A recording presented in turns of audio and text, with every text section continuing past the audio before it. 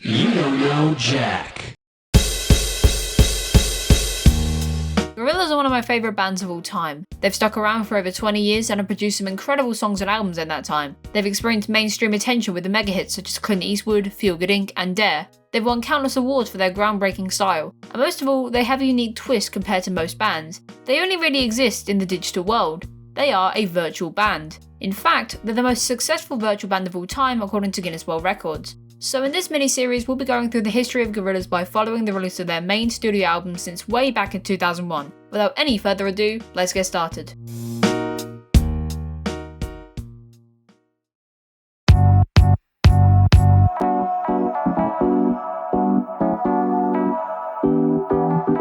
The year was 1997.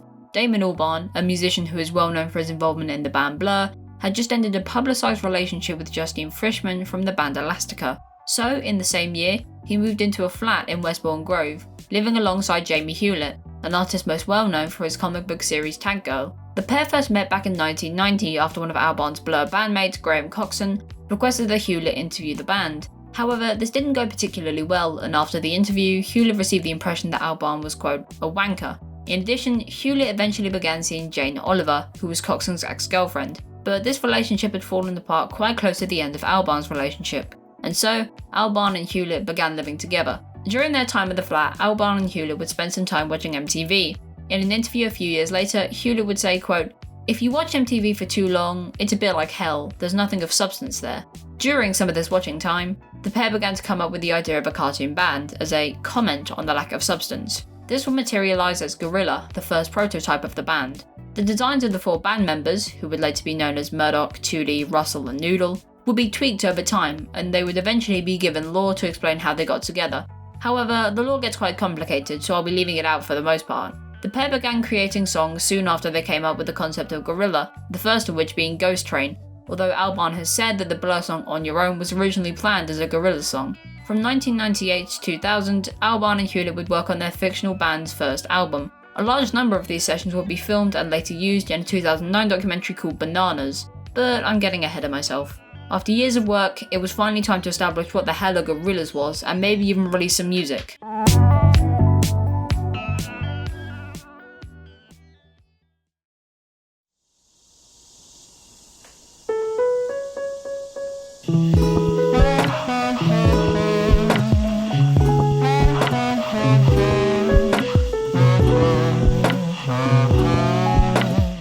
On November 27, 2000, Gorillaz made their official debut into the public with the release of their first EP entitled Tomorrow Comes Today, which features the songs Tomorrow Comes Today, Rock the House, Latin Simone and 12D3. Alongside this was the release of the Tomorrow Comes Today music video, which featured drawings done by Hewlett of the four characters in the band, 2D, Murdoch, Russell and Noodle, in different areas of an unnamed town, with interspersed footage of a Banksy artwork that reads, laugh now, but one day we'll be in charge. This was the first piece of media to truly introduce us to the four cartoon members of the band, all of whom have a specific role. 2D is the vocalist, Murdoch is the bassist, Noodle plays the guitar and Russell is the drummer. The band would begin to receive larger amounts of attention when the magazine Dazed and Confused did a large interview with the members on December 6, 2000.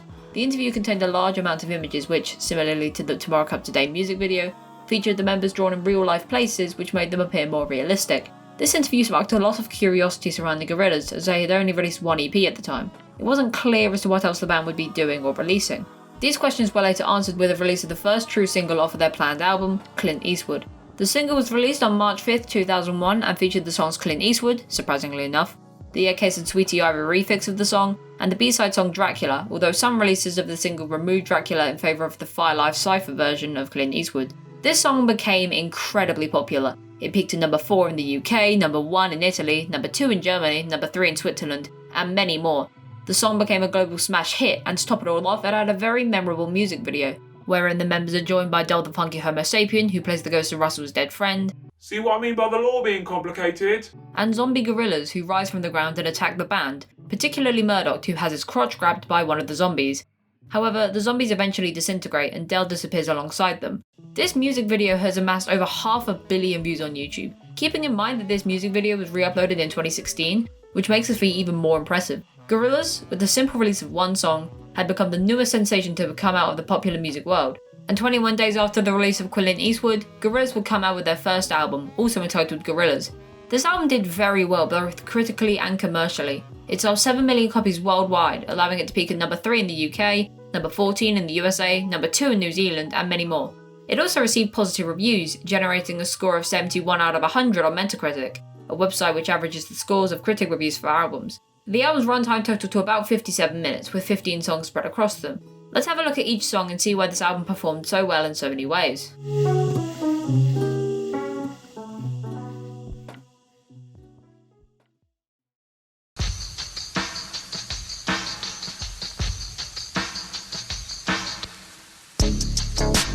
The album begins with Rehash, a simple yet effective opener with simple beats and a strong guitar riff, before moving on to 5/4, a hard-hitting rock track that, as the name suggests, has a 5/4 time signature for a large amount of the song. Following that is Tomorrow Comes Today, a melancholy lo-fi track that features a basic melody played on the melodica. The fourth track, New Genius Brother, is a trip-hop song with a gloomy sound and a catchy hook, which is followed by Clint Eastwood, which I think needs no introduction for most of you. The next track is Man Research Clapper, which is a more upbeat and somewhat more energetic song compared to others so far, and features a somewhat trippy beat. But if you're looking for energy, look no further than Punk, the album's 7th track.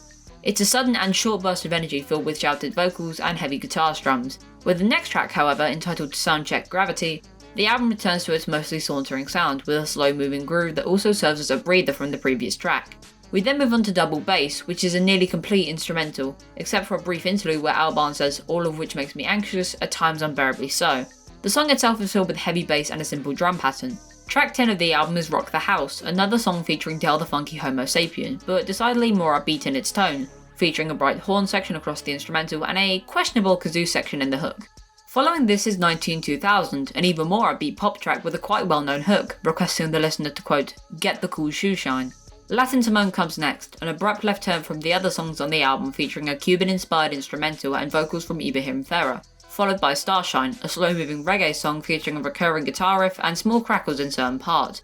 The second to last song of the album, Slow Country, is more gentle and surprisingly reflective, but this vibe is thrown out of the window with the final track, M1A1, which rises eerily with the sample from the zombie movie Day of the Dead for a surprisingly long amount of time, before launching into an energetic blast of a rock song featuring simple vocals and a whole lot of na-na-nas.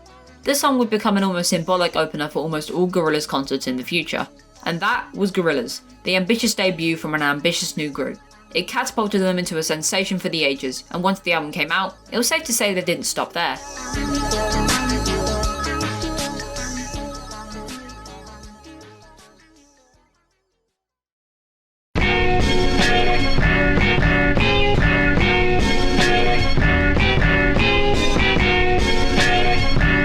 Following the release of the album, the band would release 3 more singles, 192000 on June 25th, 2001, Rock the House on October 22nd of the same year, and Tomorrow Comes Today on February 25th, 2002.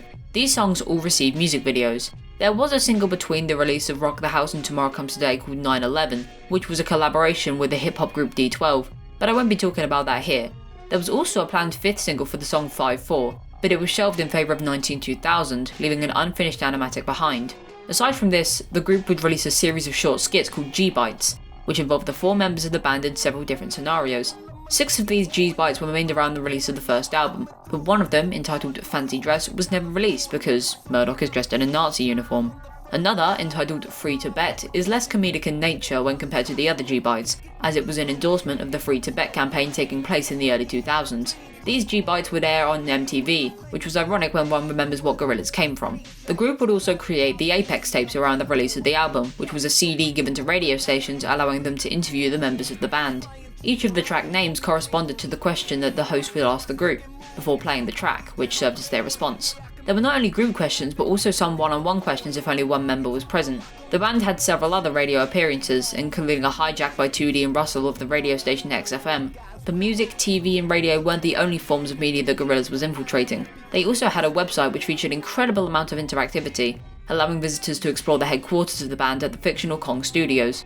It was groundbreaking for the time, and it only increased their popularity. Not to mention, at the end of 2001, Gorillaz were the stars of a Channel 4 mockumentary called Charts of Darkness, which took a dive into the creation of Gorillaz, with a hefty dose of satire. Oh, and they also won tons of awards for pretty much everything about them. The album, the songs, the music videos, even their website was winning awards. So yeah, they won quite a bit, and they even released 2 albums in that time. G-Sides, a sort of B-Sides compilation released by Gorillaz to try and bump up their popularity in Japan, released on December 12, 2001, and Like a Come Home, a remix album from a group known as Space Monkeys, released on July 1st, 2002. And lastly, on November 18th, 2002, Gorillaz released a DVD entitled Phase 1 Celebrity Takedown, which contained videos for all 4 singles, as well as storyboards and an animatic for most of them, all of the G-Bites, a few live performances, the Chart of Darkness documentary, a Gorillaz website tour, whatever the hell this is.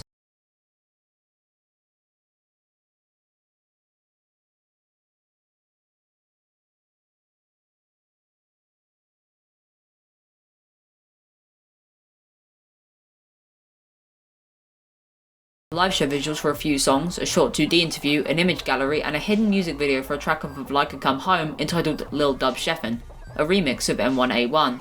The use of the word phase in the DVD title to describe the era began a sort of standard in the Gorillaz community, wherein each era of Gorillaz, i.e. the album release as well as the content preceding and following it, would be referred to as a phase, marking this as their first, and that, more or less, was Gorillaz in the early 2000s. Let's conclude once and for all with an overview of this phase.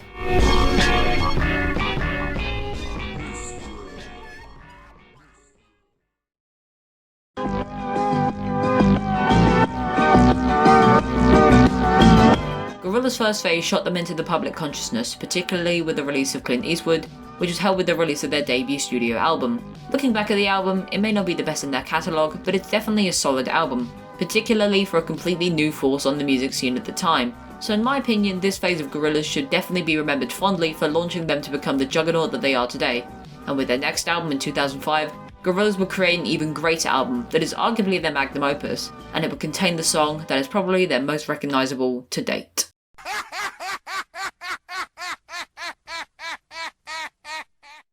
Alright, I got you.